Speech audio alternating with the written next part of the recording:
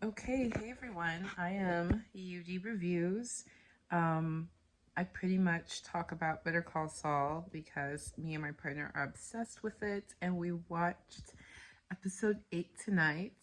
We were not part of the people who watched it at the Sundance Festival. We did not see it early, and I appreciate people not spoiling it. And there was one person in my comment section who was trying to spoil it, and I don't know who you are, but I got you out of there because that's just not cool. But anyway, we made it spoiler free, and I did a little poll, and people wanted me to give my thoughts before I go to bed. But if you subscribe, my partner is editing our reaction, our live reaction to watching it. And I'm going to give my thoughts and some of my questions that maybe you can answer in the comment section. So I really hope that you do. So, we were so excited. And I don't want to forget any moment. So I am playing this YouTuber. His channel is called Teflon TV. He very quickly put up his own recap. So, usually I have my mic and I'm sharing my screen, but I'm trying to do this before I go to bed. So we're gonna listen in on him, and so it just helps trigger my memory of what happened and the questions that I have. Well, I did it way too fast. Season 6, episode 8, point and shoot. A lot jumped off in this episode, and I'm so happy that it's back, but I'm so okay, so first and foremost, the name of it.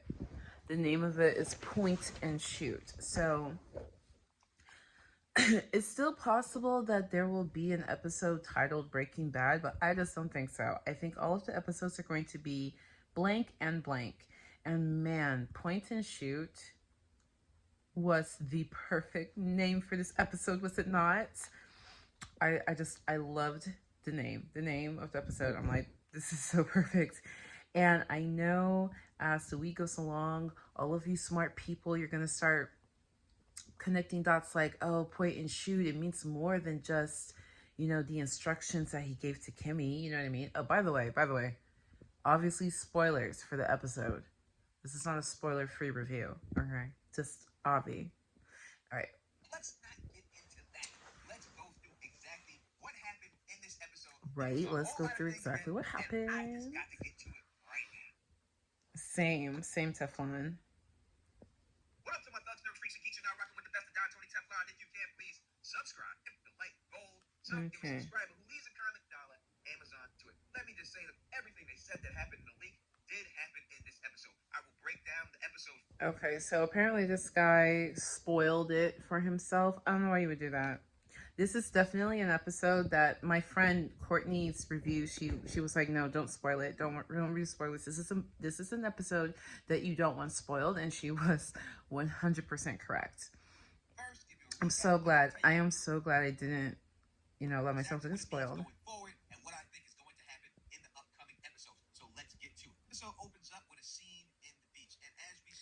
Right, so that scene on the beach, I was so confused. I was like, whose shoe is that? Whose shoe is that? And then it's backing up, and I'm like, there are these footprints. Are they coming out of the water? I'm thinking like castaways, like somebody washed up on shore. And then I really look at the footprints. I'm like, no, those footprints are going towards the water. Who would do that? And then, it showed the car, like the wedding ring and the wallet. I was like, Howard. And I was like, no, y'all did not stage his unalivement. And then, zooms out to the non-state license plate. And it's like, oh my gosh, y'all really did him dirty. And I'm just thinking, y'all really having this man's story be that he went bonkers at work, went to go see Jimmy and Kimmy, and then decided to float off into the abyss. That's really the story that we doing for Howard. Y'all did him so dirty. I'm like, y'all did him so dirty. His memory, his memoriam, y'all did him dirty. So after they show that, we're back exactly where we left off. Okay, exactly where we left off. And they did such a great job acting. Like I'm feeling it. I'm like, oh my god, I'm feeling it. I'm feeling it. From Howard. It's gruesome, and we see the shell casing. Kim and Jim are scared to death. They're just on the couch cowering, and Lalo's basically tells us, "You're going to take this gun. You're going to get in my car. There's a camera in there. Also, you're going to go to this address, and you're going to shoot this person. After you shoot." So I love that Lalo was like, "You two in your mouths." He's like, "This time, shut up. Okay? No talking. You listen. You follow these instructions. You're just gonna go do it." And like when he was saying the instructions, I was like, "Oh, no, no, no, no, no." Oh, I'm so sorry if there's been a boogie in my nose this whole time. I was like, no, no, no, no, no, no. And I'm like, oh my gosh, is this like how Kim goes to jail? You know, these thoughts are going through my mind. This person, I want you to take a picture of this person so that I know that you did the task. If you do not do it, send Kim. And Kim is completely... Yeah, so then at first Jimmy's like, no, send Kim. And I'm like, because the way that he said it in his Slippin' Jimmy voice.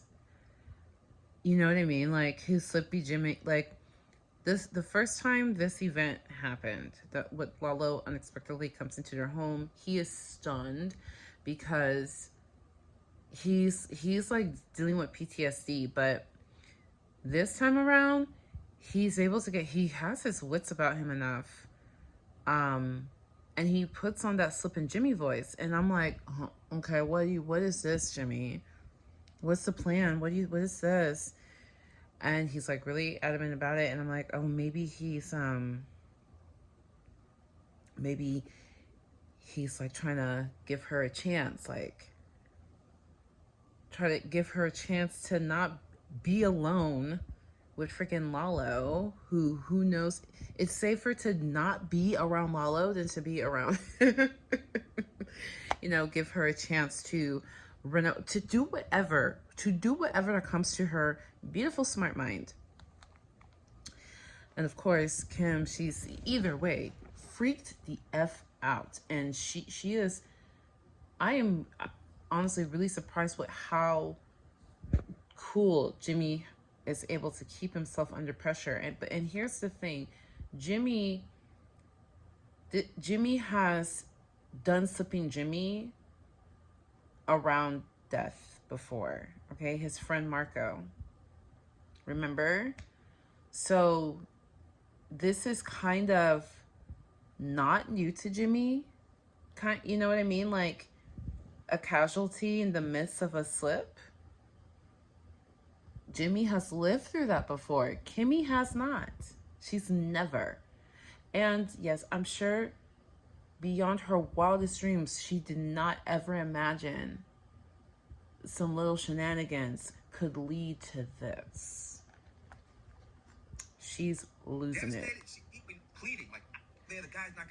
And geez, she did such a great job acting. Like I felt the fear, like I was there with her.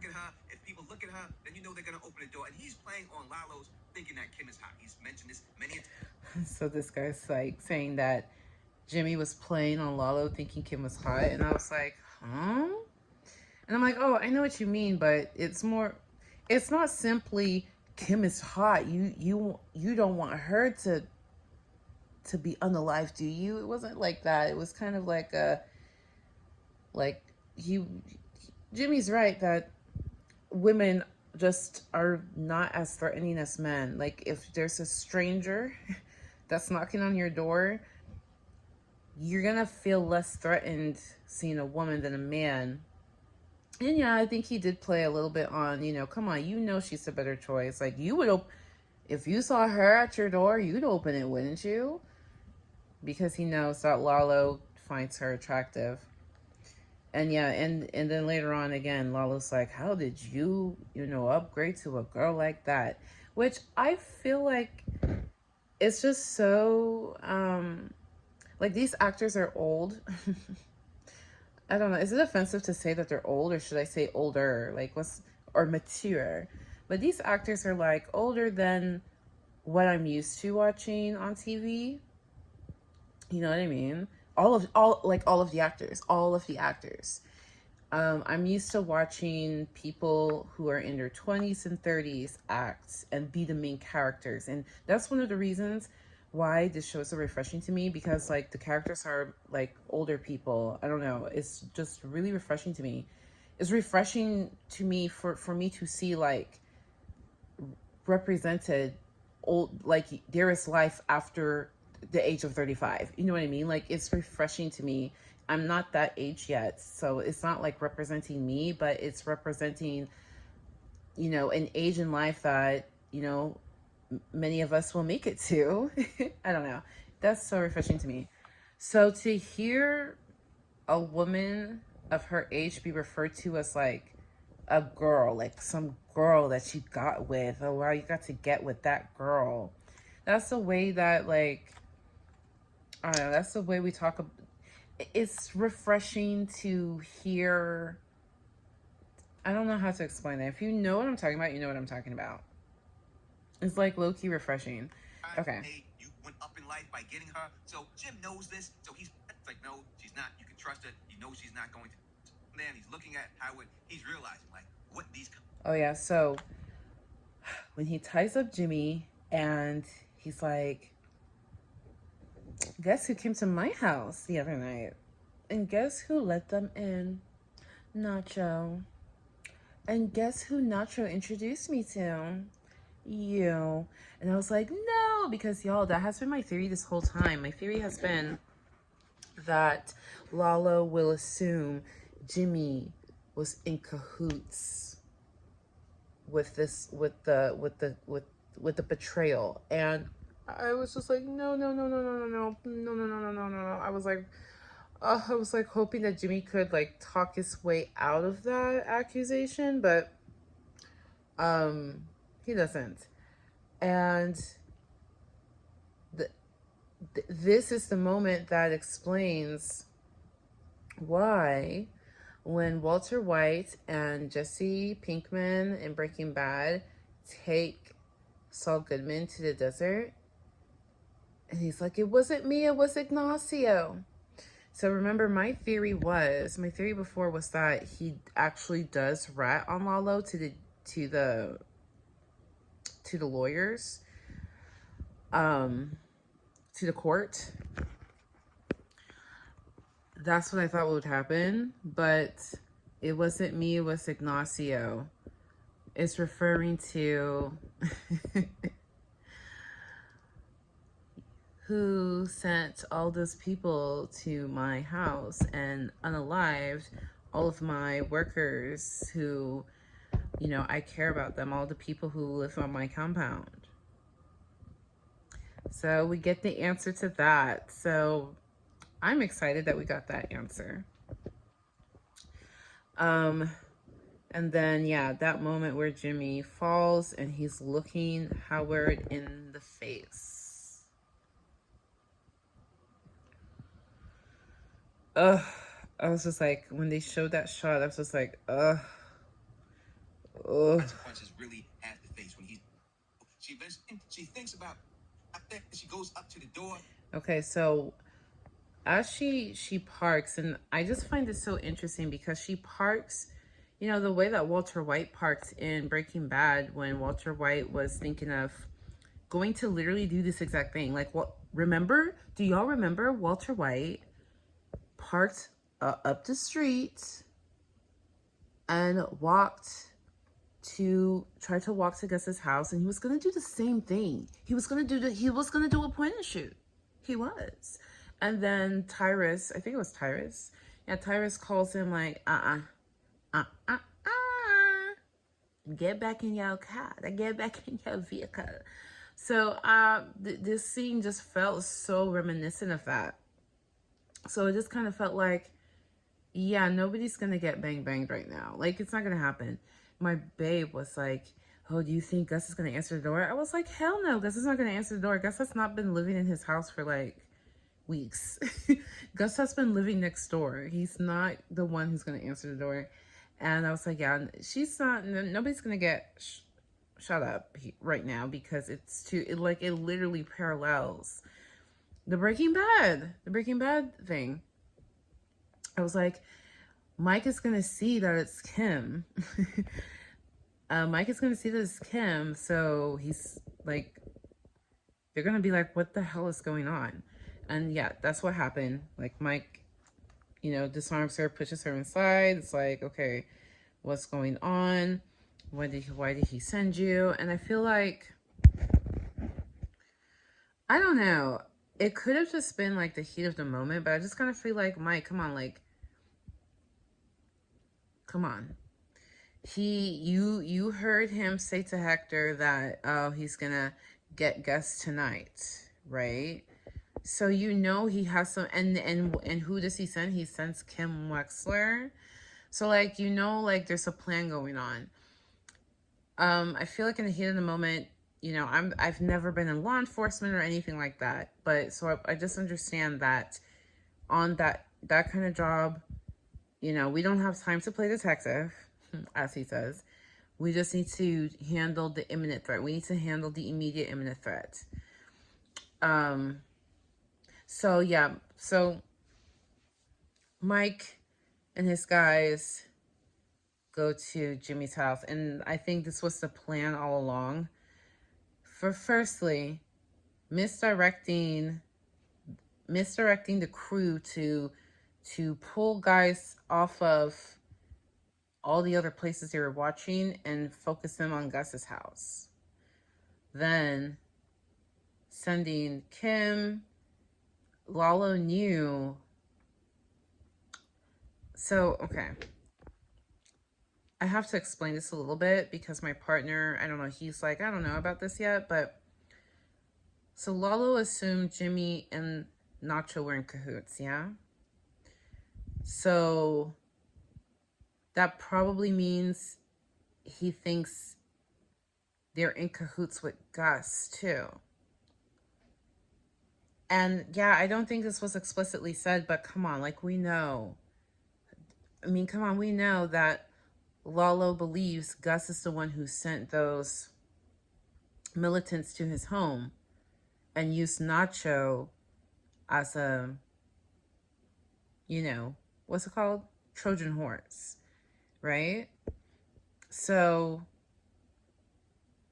I'm sure Lalo figured that Gus's men would recognize Jimmy or Kimmy.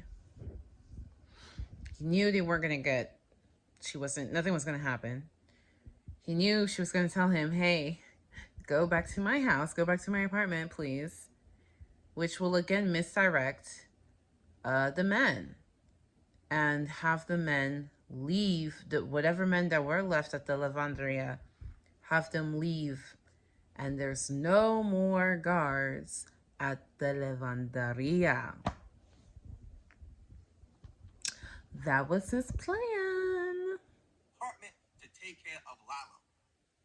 Mike tells Gus to stay put, but Gus, he wants details. We seen this go down with Lalo. Right, so Gus is handling the situation. Mike is handling the situation. He tells Gus to stay put, and because Gus he has a moment to chew on this. Also, mind you, Gus knows that Lalo is trying to figure out what's at the lavanderia. Gus knows this. We know, Gus knows, Mike knows that Lalo knows about the South Wall and Werner Ziegler.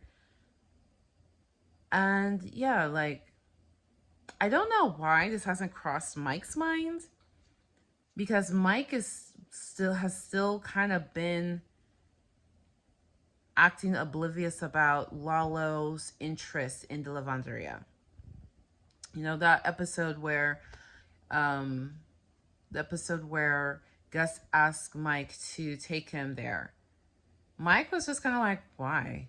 You know, like Mike is still, even though Mike knows that Lalo was onto them, I don't think Gus took it as seriously as Gus did. Well, Gus has been a worried wreck about it, chewing on it, chewing on it, chewing on it. So he came to that realization. He knows enough and is able to dig up enough information that he knows that it's the lavanderia. He knows. And that's why he put his gun there. He knows that that is a target for Lalo. It's a possible target for Lalo. So when Kim tells Gus he didn't want to send me at first, he wanted to send my husband, but my husband talked him out of it, talked him into sending me instead. And Gus was like, he talked Lalo out of it. She's like, yeah. Gus is like, no. And Gus's brain was like, no, that's not how Lalo works. Excuse me? And at first, when I first watched that, I was confused. I was like, I didn't get it. But now I'm like, oh. It makes sense. It means that it literally didn't matter to Lalo who went. Like, Lalo could have sent a dog. For all he cared. It was a distraction. That's the only way. Like, how do you talk Lalo out of something? You talk him... You talk him out of it by him not actually giving a damn first. Because it's literally just a distraction. It's just a decoy. So, Gus was like, yep, okay, just like I thought. He's going to love. He figured it out. He figured out that it's lavanderia. So he figured it out. He figured it out. So that's where he goes. So when Mike talks to Jimmy and he's like, oh, he left the same time as Kim did, Mike knows, well, he didn't follow Kim. He's not here at the apartment, and he's not at Gus's house. And so finally it clicks for Mike. Because, again, Mike vaguely knows that Lalo knows that they're building something. Gus is the one who chewed on it long enough to be like, he's going to figure out. He's going to figure out this laundromat. And Mike was like, huh? Why are you asking me to take you to the laundromat? So finally, in this moment, he puts it all together like, oh, hell. Lalo's at the laundromat. And Mike's face was just priceless. Because Mike was like, you've got to be kidding me. Like, Mike was like, you made me remove half my guys from the laundromat, and then you figure out a way to get me to remove all of my guys from the laundromat. Like, Mike's just like, oh my God. You ever get those moments? Child, I had a weekend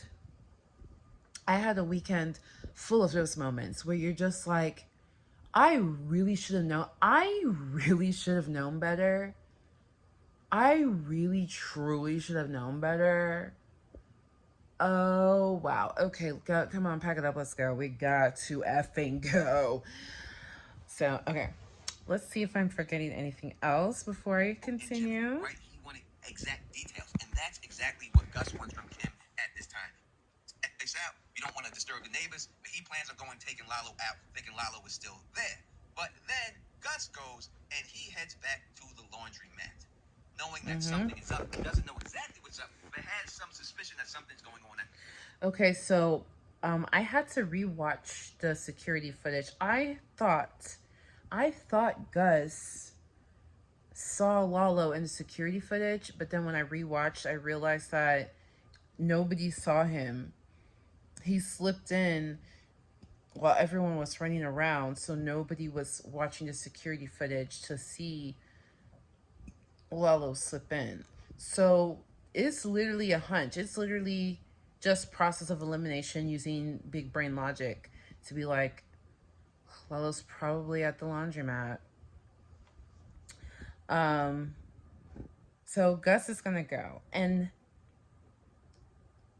Gus removes his tie.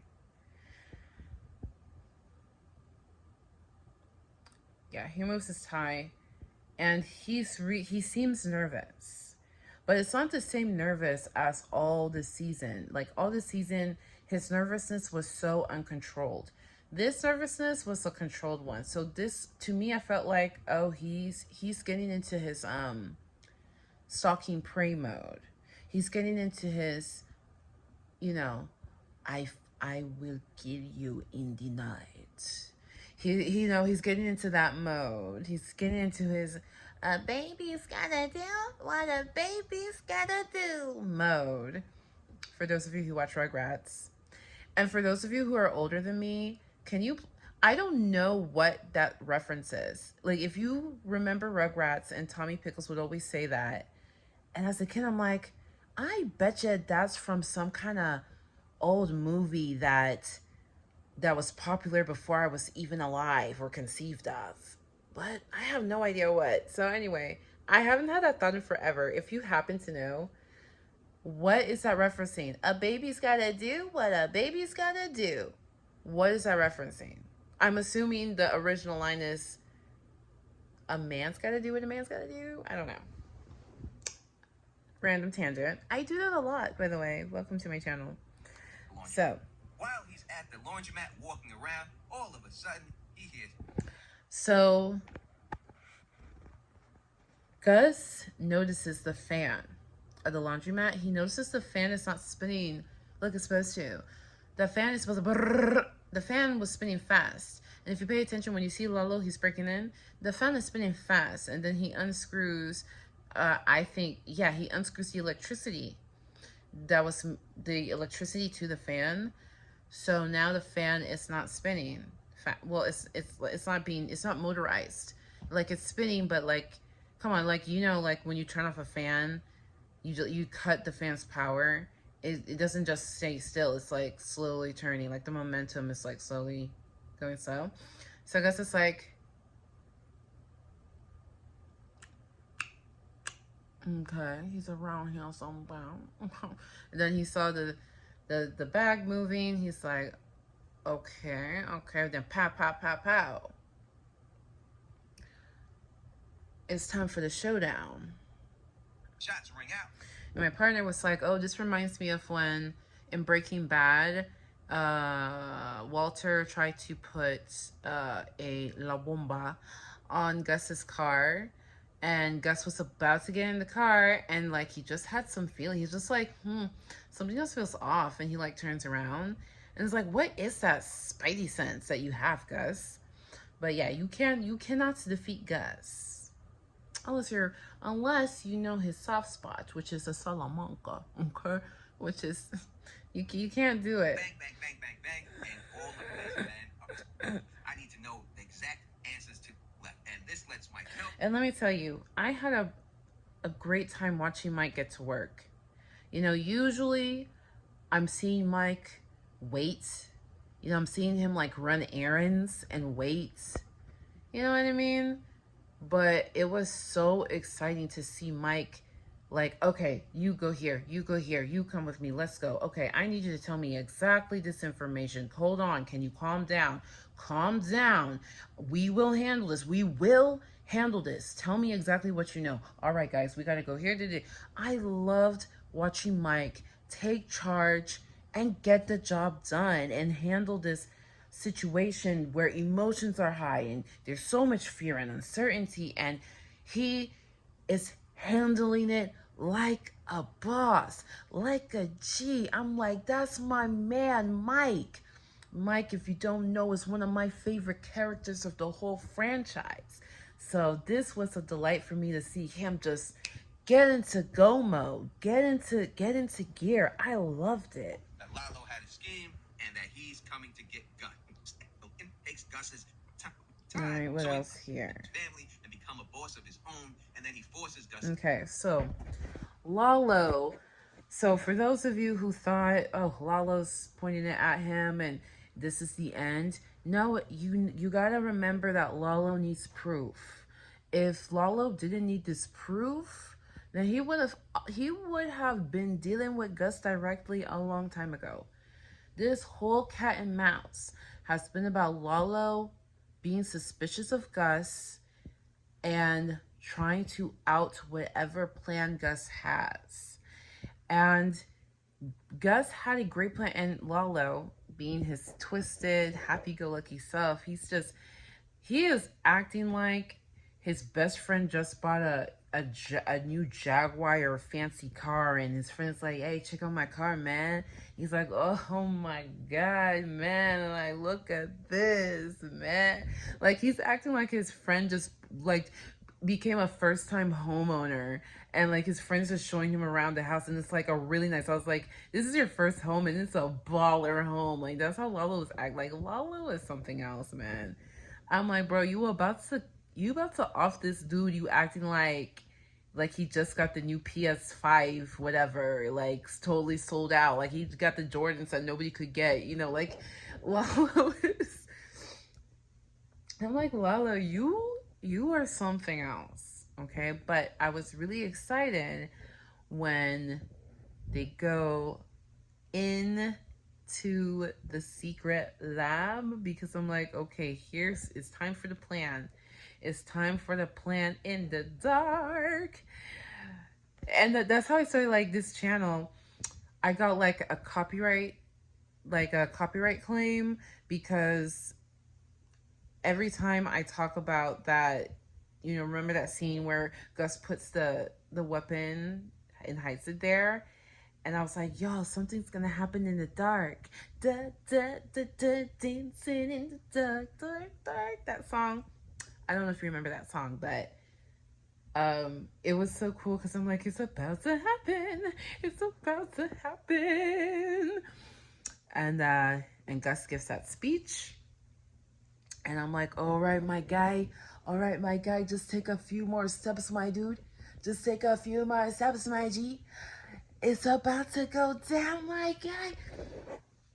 And it does. And goes downstairs. And as soon as they do, you see it. I'm going to wipe you all off. And they show you a good close-up of the gun that Gus had stashed away. Lalo shot. Right. So, also, I realized this episode was directed by Vince Gilligan.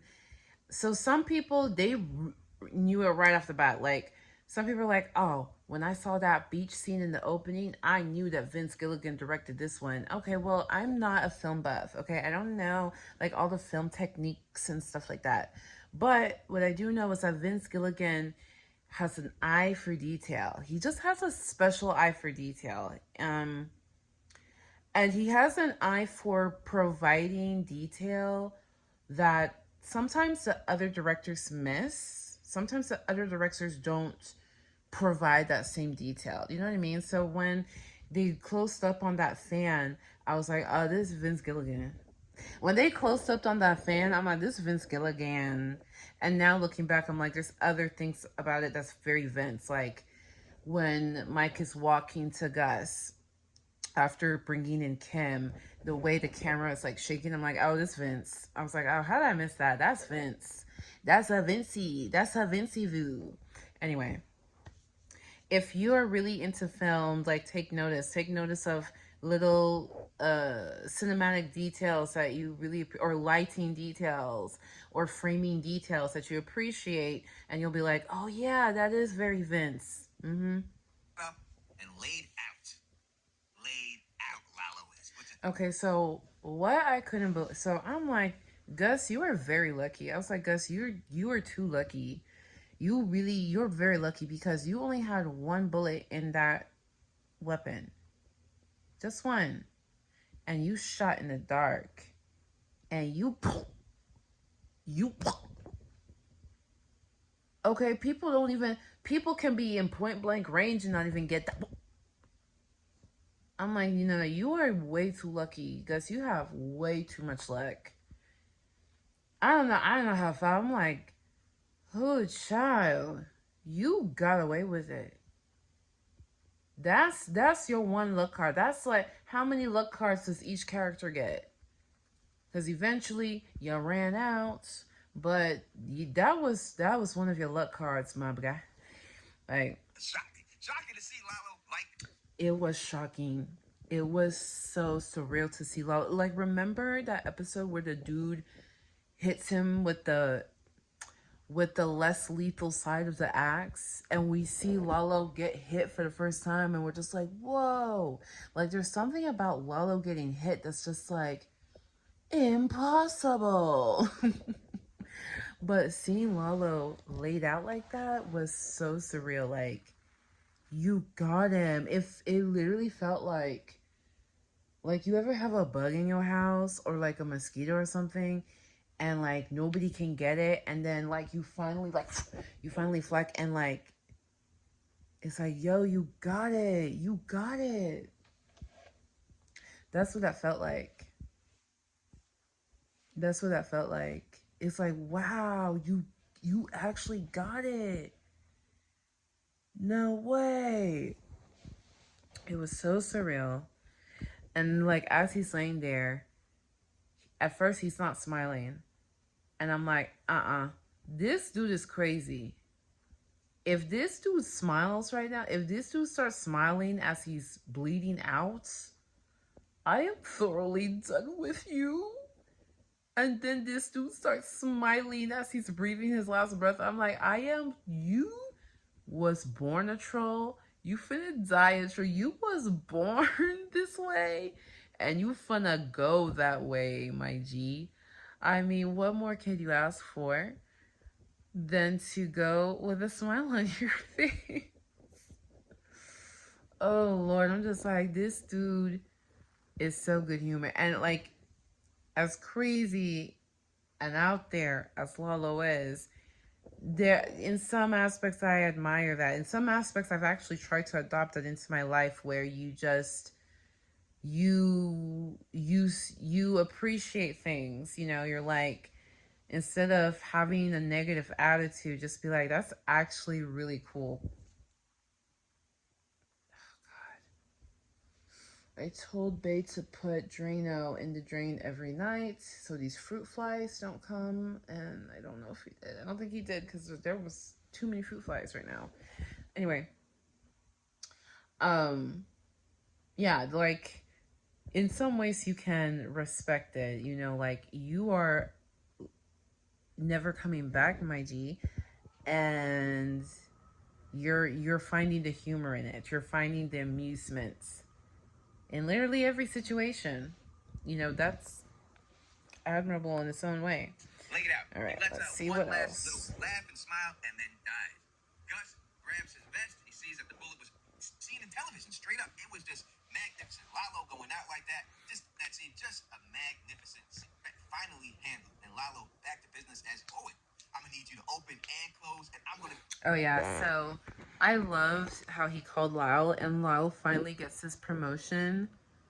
I'm like, way to go, Lyle. And Babe's like, where do you think he is? Like, by Breaking Bad, where is he? And I'm like, oh, I bet, and I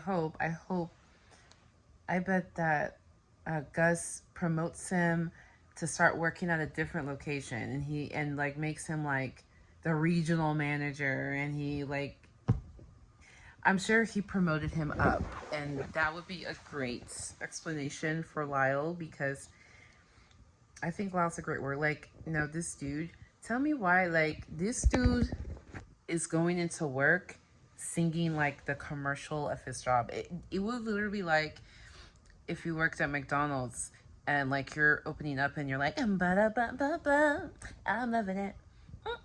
Another day at work, like, nobody does that. I'm like, this dude is acting like SpongeBob going to work at the Krusty Krab. Like, dude, ain't you like your job working at a fast food restaurant way too much? Like, I've never seen that before, other than SpongeBob. Take care of you when a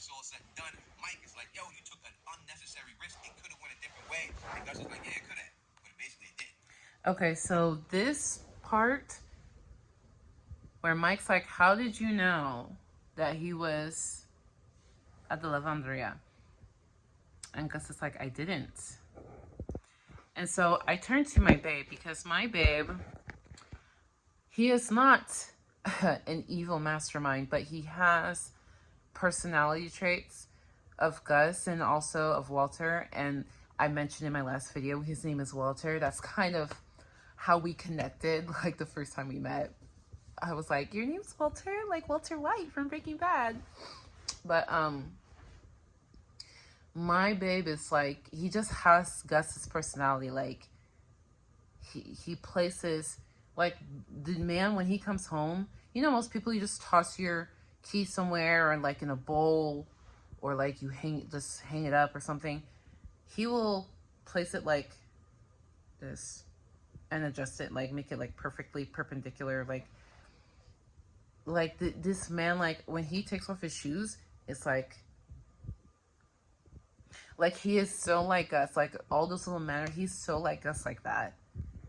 And also the way Gus worries, that's how my babe worries. Like just really quiet, not saying anything, ruminating in his mind. So I asked him, what does he mean? What does he mean that he didn't know Lalo would be there? He knew.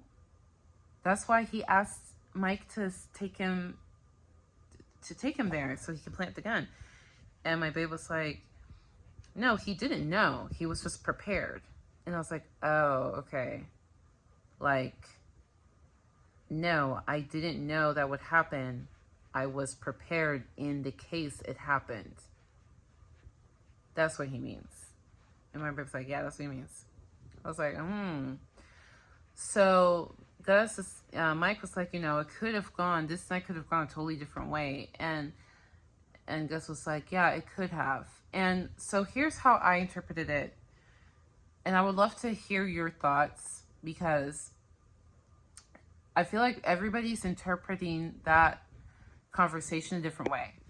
I interpreted it as, yeah, tonight could have gone down way smoother had you listened to me. So correct me if I'm wrong, but that episode where Gus is at like the basketball court with those kids, and Mike comes in like, okay, Lalo says that he's coming to your house tonight, so we gotta pull all the guys and get them to your house. And Gus is like, no, don't do that. And Mike was like, no, come on, we need home court advantage. Remember that? And I just kind of felt like Gus is like, had you listened to me and had you like done your job properly, it wouldn't have been this close. It wouldn't have been this close. And had we like ended him on the first try in Mexico, this wouldn't even be an issue. I don't know. Like that's the vibe I got. I basically got like, you didn't do your job, so I had to take matters into my own hands. That's the vibe I got from that. Other people were like, no, he respects Mike. He's not gonna like be petty like that. People have different interpretations of what that convo means. So I would love to know your thoughts in the comments. But I like my way, just simply because I remember Gus not agreeing with Mike's plan at first. Back at on the basketball court, and then Mike convinces him like, no, I'm gonna have my guys do my plan. And Gus is like, okay, fine, we'll do it. We'll do it the way that you recommend, right? I feel like Gus does respect Mike, but it's a little bit of an I told you so moment, in my opinion. Kim makes it out of that ordeal, makes it back to Jim. He's happy to see her. She's infatuated with seeing him at this particular time. But I do think that there's something going on here. We're going to talk about that in a second. So, this scene, I gotta rewatch this scene. This scene where Mike is basically saying, all right, you two, here's how it's gonna go. And Jimmy, and they're sitting on the bed. Jimmy is listening. And Kim, she's like, her hands are on the bed. She's looking down. She doesn't even look up. She doesn't even look up. She's just looking down. And it's just so like, even the clothes that she's wearing, you know, like every time in the past that she encountered Lalo, she was wearing her business suit. She was armed and ready. But this time she was in her pink sweatsuit. And so this imagery of, you know, Mike's deep voice, like, this is what you're gonna do. Da-da-da. You know, Mike like kind of telling them this is what's gonna happen, and this is the end result of the night, basically. And them just sitting on the bed listening, and Kim in that pink outfit and her body language just looking down. I felt like Kimmy was like a 15-year-old girl, and she did something she wasn't supposed to do, and she got in trouble, and her dad is like lecturing her. Did you not get that did you get that feeling? Like, come on, like remember did you any of you have that moment, like, when you got in trouble and you just have to sit on your bed and as your parents are like lecturing you, you know? That's what that moment made me think of. And it made me think back to, you know, that scene where she like tried to shoplift the necklace, and she was fully expecting her mom to like, you know, to do mom lecture. But mom was like, I didn't think you had it in you. There might be something in you. There might be something in you. Right? And Kim's just like, huh? Right? And so over the course of the season, we've just had this feeling like Kim she's always wanted to be reprimanded. She's always wanted to pay the price. And that's kind of, you know how Kim always cleans up for Jimmy. She's always protecting him, defending him, cleaning up after him, taking blame for him. And I kind of feel like it's because, like, deep down inside, she feels like she deserves it. Like, she needs to make up for it, you know? And that's just part of her childhood. She's always kind of secretly been yearning for a parental figure to lay down the law, okay? And this just really felt like one of those nights that you thought you were just having a little bit of fun with your friends, and something really bad happened that you weren't expecting to happen, you know? Like,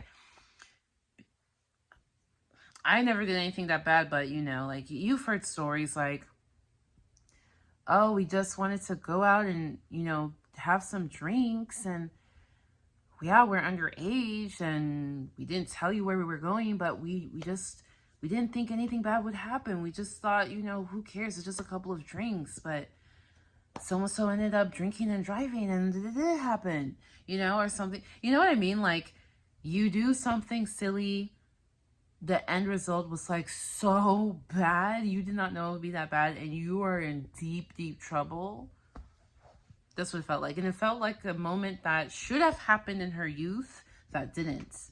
This is a moment that should have happened in her youth, but it didn't. And now, you know, like when things don't happen when it's supposed to, by the time it happens, it's way worse. Like, you know, let's say you never go to the doctor. You never go to the doctor. And then you hit 40 and you finally go to the doctor. And it's like, well, you have stage 4 lung cancer. I wish you came in maybe 10 years prior. We would have caught it early, but you didn't. You know what I mean? Like, when you prolong something, it ends up being worse than what it should be. And that's what this feels like. Like, because she didn't get it in her youth, now that she's however old her character, I have no idea how old these characters are supposed to be. In my head, they're in their 40s. somebody was like, oh no, Kim's character is supposed to be in her 30s. I'm like, but maybe, but I don't know. My headcanon is Kim is in her 40s. That's my headcanon. Okay? My headcanon is Kim and Jim are somewhere in their 40s.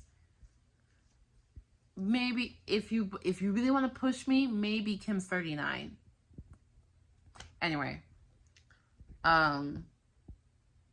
So anyway, this is a long delayed parental rebuking, but aside from that symbolism, this is major. This body language makes me feel like Kim is not going to recover from this day. And like I mentioned before, Jimmy is used to horrible stuff happening. He lost his friend Marco. He lost his brother, Chuck. Like, Jimmy is, not that he's used to it, but he has been in this kind of situation before. And to our knowledge, Kim hasn't. And just the way she was looking, I just feel like she's gonna want to run away. She's gonna be like, I need a new life. And my theory is that, we don't know what life Kim ran away from in her old hometown. Like, some people have been having theories that, Kim had this whole other life back then, and she decided that she needed a fresh start. And I feel like, what if this is what made her leave Jimmy and make her feel like she needs a fresh start? And then my partner was like, oh, like she just leaves and calls Jimmy once a year on his birthday. And I'm like, yeah, like maybe she calls just to check in, like how's life, how are things, and yeah, maybe it's like that. And my babe was like, I could see that happening in real life. Like, that's something that I could see happening in real life, but that is way too realistic and simple for this show. It was like, I think something more fantastical, something more, outrageous has to happen. I'm like, babe, maybe you're right. This is what you gotta do. This is what it is. We're gonna make this look like a suicide, right? We're gonna clean up your apartment, and we're gonna say that this dude was here. He ranted for a little while. He took off in his car. He goes to an ocean. He's like, the speedometer is gonna be the exact number of my do it not. Didn't like him as a character, but he didn't deserve this. When Mike is telling them exactly what's going on, I think you can get a hint right here at the end when you see Jim look at Kim. Like, Kim will not even look at him. She does not even want to look at him. Yeah. He looks over at her when he's telling her the deal, but she refuses to look. At the end, we then see Jim take Lalo and oh my God. Okay, so when we go back to the lab, I'm like, south wall, south wall, south wall. I'm like, put Lalo in the south wall. Let's go, south wall. Okay, because that's been my theory this whole time. My theory this whole time was that Lalo's body is entombed in the south wall that he was so obsessed with. Well, they're not in the wall, they're in the ground. But I was like, oh no, because there's two bodies, right? I'm like, don't tell me you're putting Howard's body in here too. And there's something about like, put Lalo's body in here, whatever. But there's something about, no, you're gonna put Howard in here? And they kept showing their bodies together, laying next to each other, and even like the way they're lying, in the ground, they're like facing each other, like they're buddies, or like they were a couple or something. Y'all remember when the archaeologists found these two skeletons?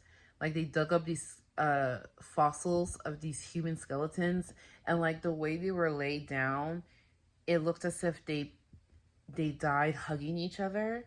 You know what I mean? And so I forgot what they're called. Like, they're called like the fossilized couple or true love. I don't know, they're called something like that.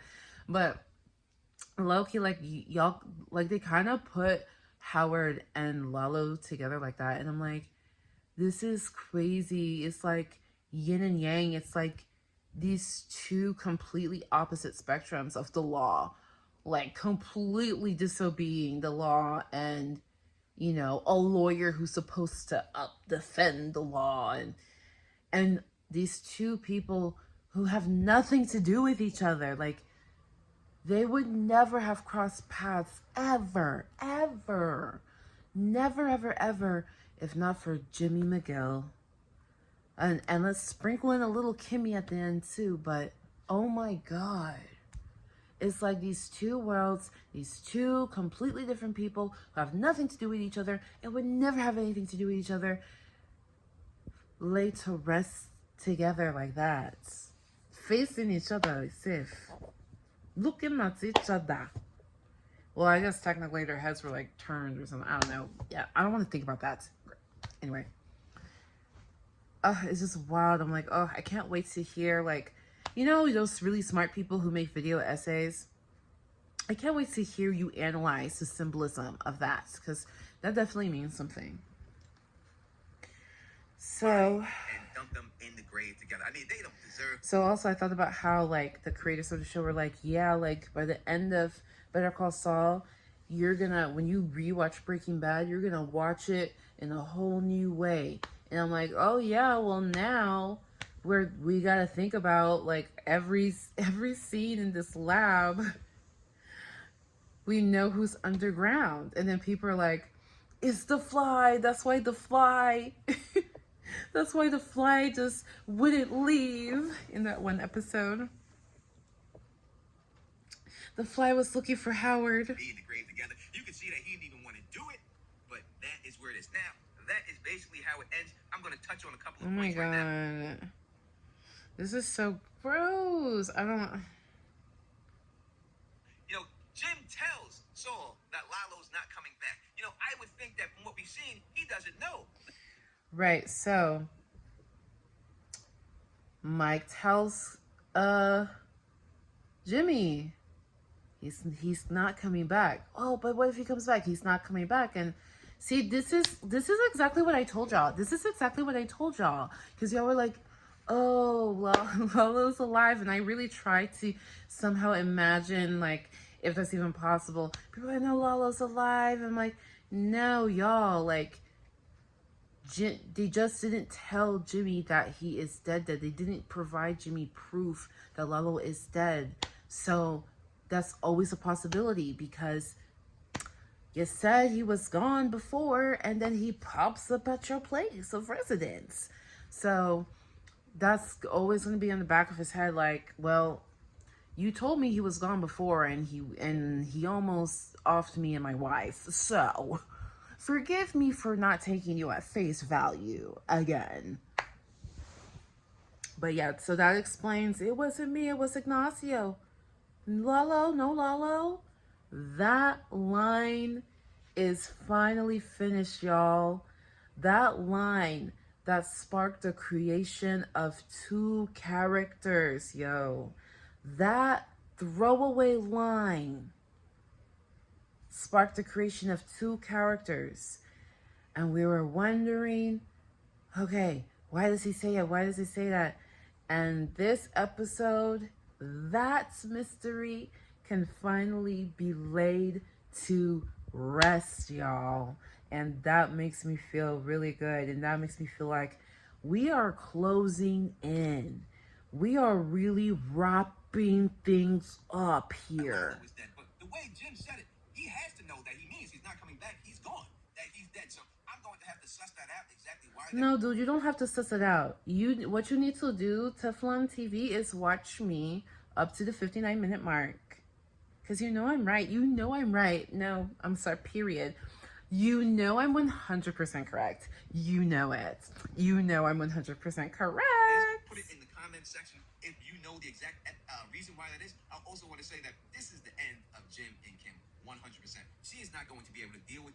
So yeah, this might be the end of Jim and Kim. I know Like they showed a teaser of Jimmy saying, you know, let's just go on with our lives, and sooner or later we'll wake up one morning and not think about it. And that's how all tragedies in your life are. A tragedy in your life, it can consume you. And you wonder if you can even move on, but eventually there comes a day. Eventually there comes a day that you wake up and you don't think about that tragedy. You know what I mean? Like when I had a tragedy in my life for the first time, and you know, I am still young, so I haven't experienced tragedies. I have friends who are over double my age, and they go through tragedy after tragedy after like it's just you know, it's just part of life. You know, it's just part of life. So when I experienced it for the first time, and so far it's been my only time, and oh my gosh, it's just one of those things I think about in life. I just think about, you know, there comes a time. There always comes a time. But anyway, I wondered, you know, so many people have gone through this before. It's just happening to me for the first time, and well, what does it feel like? Like, what will this eventually feel like? Will I ever feel normal? I have to. Like, I will feel normal, right? And there was a time where I thought about it there was not a day that went by that I didn't think about it. And then there did come a day that I woke up and I didn't think about it at all that day. I was just really busy and just doing things. And there came a time that there was a week I didn't think about it at all. And then, like, you know, maybe a few days later, I thought about it and realized I didn't think about that at all for a week. You know what I mean? Like, there comes a day, and like, even there comes a day, and some tragedies are harder than others. And sometimes you feel like that day will never come. And sure, maybe, but it does. Like, there comes a day that you realize, oh, I went the whole day without thinking about that. It comes.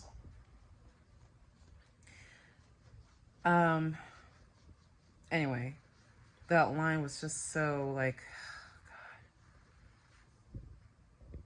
You know, because I'm thinking about how it applies in real life.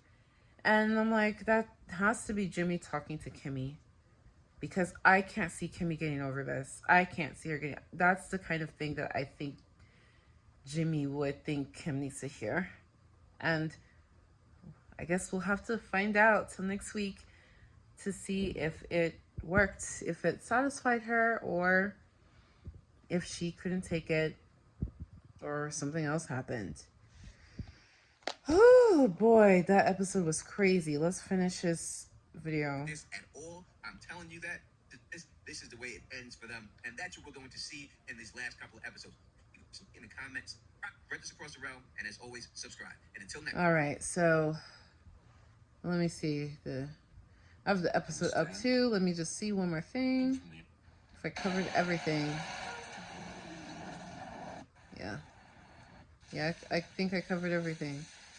I really hate the AMC Plus app. I hate AMC Plus. I think I say this in every video. I think every video I have a few seconds dedicated to talking trash about AMC Plus. But yeah. I'm trying to skip forward and you're just... Yeah. At some point was said. So, I don't really have questions. I mean, I would love for somebody to kind of just detail the plan. Like, what was Lalo's plan? What was Gus's plan? Just kind of spell it out. Like, I have I feel like I have an idea, but I want someone to just kind of spell it out for me. I want someone to kind of give more context to that conversation between Gus and Mike about this night could have gone differently. Yeah, it could have. Was that a diss to Mike, or was that a, what exactly was that? And how does that affect Gus and Mike's relationship moving forward? Because moving forward, we see that Mike is still Gus's main man, right? Like, ever since Gus was shaking, Mike was taking the lead.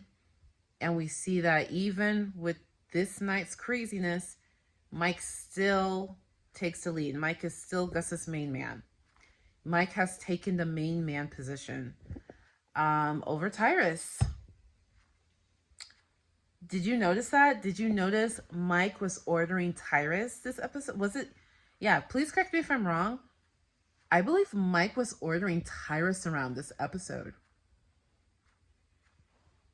Yup, y'all. So that particular scene, it just means a lot to me. I really want someone to break that scene down because I feel like this is setting the scene for Gus and Mike's relationship and how they run things in Breaking Bad. Yep. Yes. This also explains why Mike, I wouldn't say trust Jimmy, but they have a relationship. Mike thought Kim was made of sterner stuff than Jimmy. And this event has allowed Mike to see Jimmy also is made of some stern stuff himself. So that's important because Mike is the connection to Gus. Jimmy has never met Gus. But when Walter White is like, I need a bigger player or a distributor, Jimmy is able to connect Walter to Gus through Mike. So something had to happen for Mike to trust Jimmy enough for that connection. They had to go through something for Mike to trust Jimmy. And I think this is it. I think this is what makes Mike feel like, okay, maybe you can handle yourself when it comes to dealing with El Cartel and those involved with it. Okay. So that's very interesting to me as well. I'd love to see in later episodes Mike and Jimmy's relationship. So what I really want to see now is I want to see, how does Jimmy turn into Saul? This is such a huge pivotal moment. And a part of me is like, did he just say, screw it? If I could survive this, I can survive anything. Let's go to the moon, baby. Is that what it is? Or he loses Kim and he's like, screw it. I really want to see the transformation from Jimmy to Saul Goodman. And I did mention Jimmy is not new to the situation being dire like this entirely, but this is the closest he's ever been to it. He was looking Howard's dead eyes in the eye, knowing that this situation was due to him. And he's never been in that kind of situation before. He never had to look the deceased victim in the eye. Though Jimmy has been in life or death situations, I mean, I believe the first episode was a life or death situation that Jimmy used his gift of gab. He used his way out of that one. So I wonder if this just made Jimmy feel like, I can handle it. I can handle it, and I'm going to take it all the way. And it's time for me to get my success. It's time for me. It's time for me to be the big dog. It's time for me. It's time for me to have my name on every billboard. It's time for me to be the go-to lawyer. It's time for me to use my gifts and be the dog, to be the one on top, to be the one who makes decisions. It's time for me. Because don't forget, that is a complex that Jimmy has had throughout the series. Right? Remember? And remember his lecture to that little girl who didn't win the scholarship? Right.